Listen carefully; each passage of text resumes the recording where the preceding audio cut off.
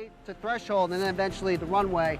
So the way miles, that's going to pick these aircraft up and for us to talk. In the latest display of tension between NATO and Russia, NATO fighter jets were forced to intercept and escort Russian military aircraft over the Baltic Sea. The incident, which took place on Wednesday, highlights the ongoing geopolitical challenges facing the alliance and underscores the importance of maintaining a vigilant defense posture in the region.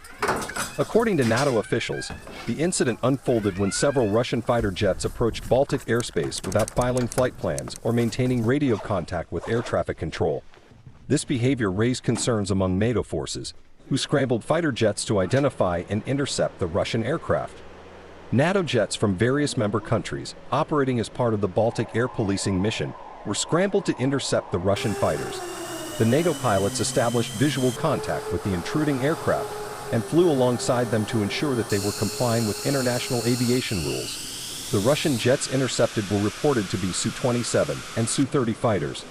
NATO jets stationed in the Baltic States are always on alert and ready to intercept any Russian aircraft entering NATO airspace.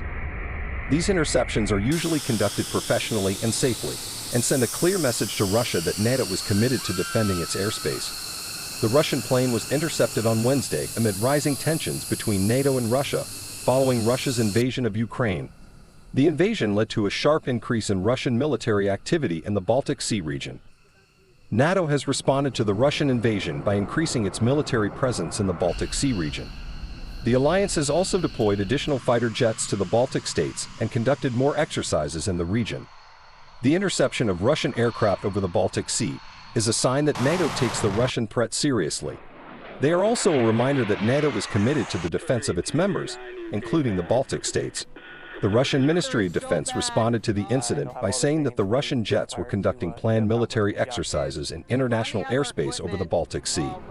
They claimed that the flights were conducted in accordance with international rules and that NATO's response was unnecessary. However, NATO officials expressed concern about the Russian military's lack of transparency and adherence to established protocols. They stressed that such incidents risk potential miscalculations or accidents that could escalate tensions in the region. NATO Secretary General, 𝗕𝗹𝘁𝗀𝗶, reaffirmed the alliance's commitment to ensuring the security of its member states and urged Russia to improve its communication and transparency of military activities. The interception of Russian fighter jets over the Baltic Sea reflects wider geopolitical tensions between NATO and Russia.